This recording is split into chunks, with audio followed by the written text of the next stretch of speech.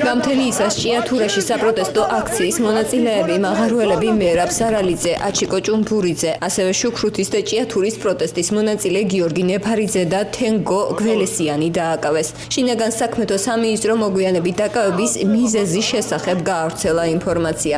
გამოძიები დადგინა, რომ ბრალდებულები ჭიათურის მუნიციპალიტეტში შუქრუთის მაღაროს დირექტორს 1982 წელს დაბადებულ თუკოს ფიზიკურად გაუსწორდნენ და სხეულის სხვადასხვა არეში დაზიანება მიაყენეს. სამართალდამცველებმა ცხელ ყველაზე ჩატარებული საგამოძიებო ღონისძიებების შედეგად ბრალდებულები დანაშაულის ჩადენიდან რამდენიმე საათში დააკავეს. დანაშაული 6 წლამდე ვადით თავისუფლების აღკვეთას ითვალისწინებს, ვკითხულობთ შინაგან საქმეთა სამინისტროს მიერ გავრცელებულ ინფორმაციაში.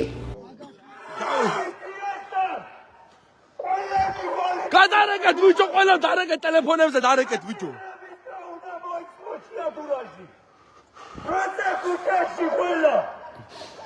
ჭიათურა დადაკიბახსა!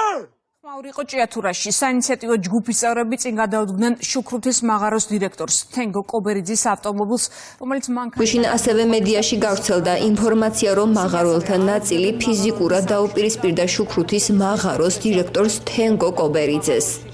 და არსებული ვითარების შეფასება დაიწყეს, თუმცა მიღწეული შეთანხმების ჩაშლას ეგრეთ წოდებული საინიციატივო ჯგუფიც ცდილობს.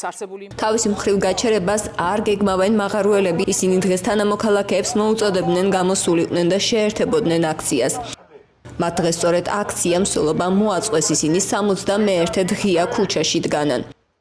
ის გავრცელებული ხმები ტელევიზიებიდან რომ გადმოქცეს თითქოს 30 კაციანი დაჯგუფება მართავ ჭიათურაში რადიკალურ მოვლენებს.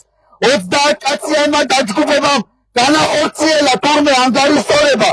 აი აქ გამოივლის ეხლა და დათვალეთ რამდენი 30 კაცია. იცოდეთ, სულ უნდა დაგვიჭიროთ. სულ და პირველი მე ვარ მათ შორის. მე ვარ მზად რომ დამიჭირო. მე არ ვიყავი აქ გუშინ, მაგრამ ეკუთვნოდა იმ ადამიანს, რაც მიიღო იმ ღალატისთვის. ისოში ჩაკუთხედით.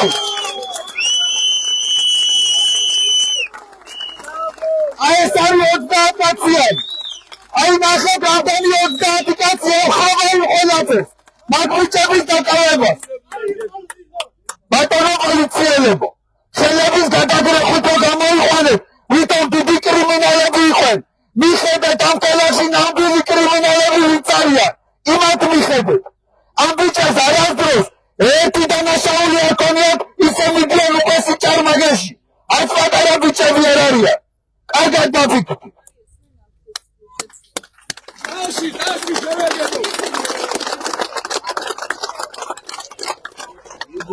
ქუჩის პროტესტი იმას შემდეგ დაიწყო, რაც კომპანიამ 2024 წლის 1 ნოემბრიდან გაჩერებული მაღაროების ამუშავებაზე უარი განაცხადა. მშრომელებს აღარ ეძლევათ არც დაპირებული 60%-იანი ანაზღაურება.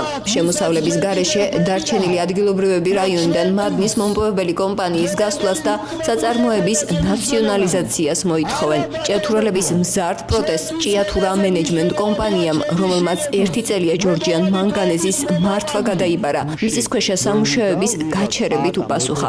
რამდენიმე დღის წინ კი განაცხადა, რომ სამუშაოებს განაახლებს მხოლოდ რეორგანიზაციისა და პროტესტის შეწყვეტის შემთხვევაში. ჩვენ ვეძახით იმას, რომ ჭიათურაში ჭიათურელმა ხალხმა ყველა უნდა შეძლოს იცხოვროს ღირსეულად.